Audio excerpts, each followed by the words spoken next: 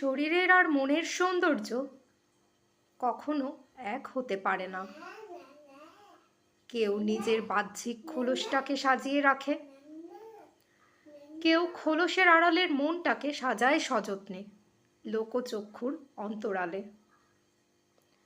যারা সৌভাগ্যবান তারা হয়তোবা দুটোকেই সাজিয়ে রঙিন করে তোলেন।